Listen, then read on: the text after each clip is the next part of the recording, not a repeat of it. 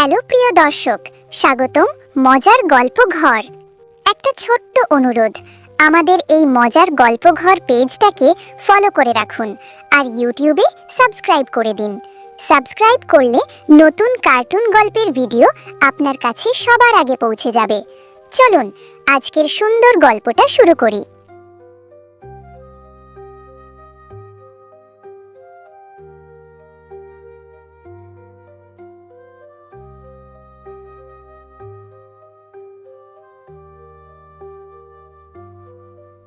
গভীর রাত, বৃষ্টি ঝরছে টুপটাপ। গ্রামের শেষ প্রান্তে ছোট্ট কুড়ে ঘরে এক মেয়ে কাঁদছে।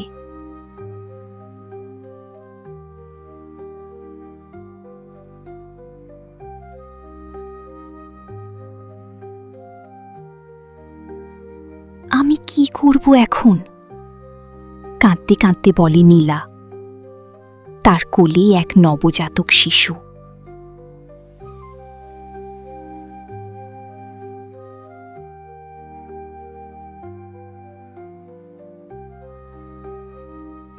চারদিকে লোকের কথা। এই বাচ্চার বাবাকে নিশ্চয়ই কিছু লুকাচ্ছে। নীলার চোখে জল, কিন্তু মুখে একটাই কথা, আমি কাউকে বলবো না। পরদিন সকালেই খবর ছড়িয়ে যায় পুরো গ্রামে।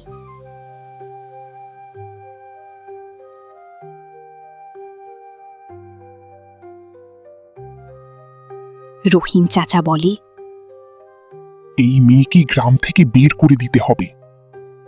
আর একজন বলে, বিয়েও করে নাই, আবার বাচ্চা। নীলা চুপচাপ সব সহ্য করে।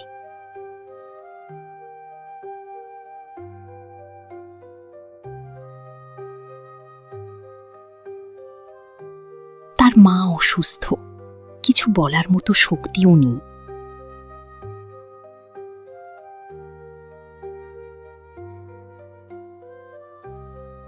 নীলা শুধু শিশুটার দিকে তাকিয়ে বলে, তুই আমার সব। কয়েক মাস আগের কথা। শহর থেকে এক ছেলে আসে, আরিয়ান। ভদ্র, শিক্ষিত, সবার সাহায্য করে।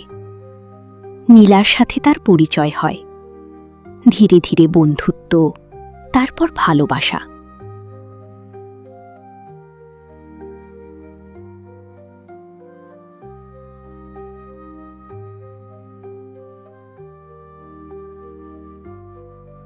একদিন আরিয়ান বলে, আমি তোমাকে বিয়ে করব, বিশ্বাস করো।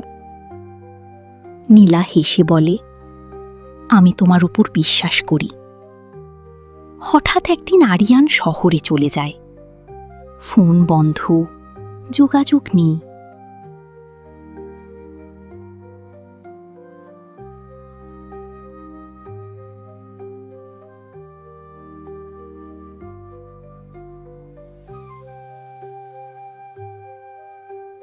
নীলা কাঁদতে কাঁদতে বলে, তুমি আমাকে ফেলে গেলে। এর মধ্যে সে বুঝতে পারে সে মা হতে চলেছে। চারদিকে অন্ধকার, কোনো পথ নেই।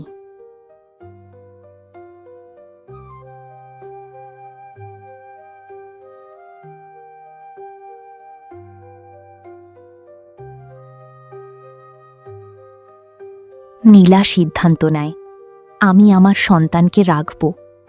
সবাই তাকে ত্যাগ করে, কিন্তু সে হার মানে না।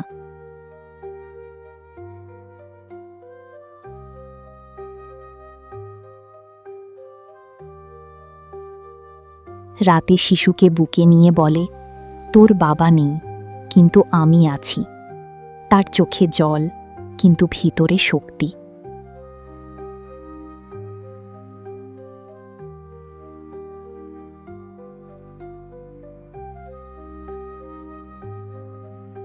একদিন গ্রামে একজন ধনী মহিলা আসে, মিসেস সারা।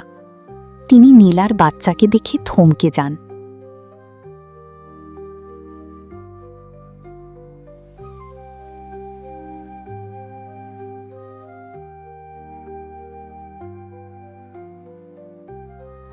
এই শিশুর চোখ, একদম আমার ছেলের মতো।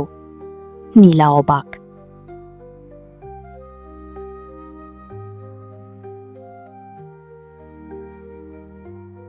আপনি কি বলছেন? আমার ছেলে আরিয়ান, সে নিখোঁজ। মিসেস সারা নীলাকে শহরে নিয়ে যান।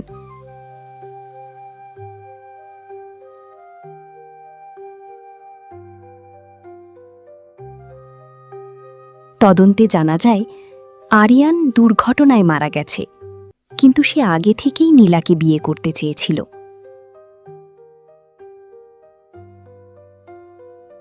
তার ডায়েরিতে লেখা, নীলা আর আমার সন্তান, এটাই আমার পৃথিবী। নীলার চোখে জল গড়িয়ে পড়ে। মিসেস সারা নীলাকে বুকে জড়িয়ে ধরে বলেন, তুমি আমার পুত্রবধূ, আর এই শিশুই আমার নাতি। গ্রামের লোকেরা লজ্জা পায়।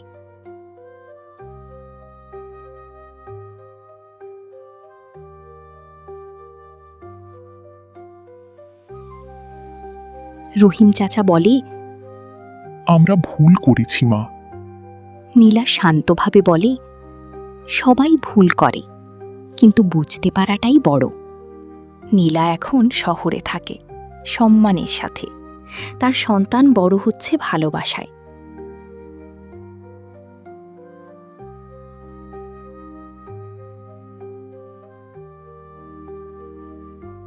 একদিন সে শিশুকে কোলে নিয়ে বলে, তোর বাবা নেই, কিন্তু তার ভালোবাসা আছে। আকাশের দিকে তাকিয়ে সে ফিসফিস করে, তুমি দেখছো তো আরিয়ান? বাতাসে যেন উত্তর আসে, আমি সব সময় তোমাদের সাথে আছি।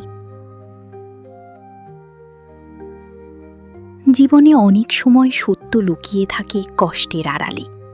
মানুষ বিচার করে, কিন্তু সত্য একদিন ঠিকই সামনে আসে।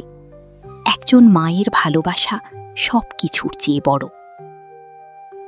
জীবন কখনো সহজ নয়, কখনো তা আনন্দে ভরে ওঠে, আবার কখনো কষ্টের গভীর অন্ধকারে ডুবে যায়।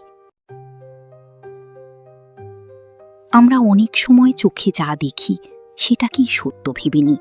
মানুষকে বিচার করি, আঙুল তুলি, প্রশ্ন করি, কিন্তু প্রতিটি মানুষের জীবনের ভেতরে লুকিয়ে থাকে অজানা কাহিনী, না বলা কষ্ট আর নিঃশব্দ লড়াই।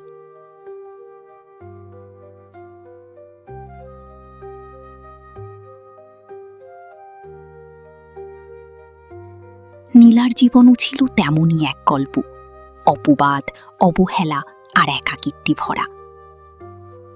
এই গল্প আমাদের একটা বড় শিক্ষা দেয়। মানুষকে বিচার করার আগে তার জীবনের সমস্যা জানা দরকার, কারণ সত্য কখনো চোখে দেখা যায় না। সত্য লুকিয়ে থাকে অনুভূতির গভীরে। একজন মা তার সন্তানের জন্য কতটা শক্ত হতে পারে, কতটা ত্যাগ স্বীকার করতে পারে, এই গল্প তারই এক নিঃশব্দ প্রমাণ। ভালোবাসা কখনো মিথ্যা হয় না, আর সত্যকে যতই চাপা দেওয়া হোক, একদিন না একদিন তার ঠিকই আলোর মুখ দেখে। তাই আসুন আমরা মানুষকে বুঝতে শিখি, সহানুভূতি দেখাতে শিখি, কারণ কারো জীবনের কষ্ট আমাদের চোখে না পড়লেও সেই কষ্ট তার কাছে পুরো একটা যুদ্ধের মতো।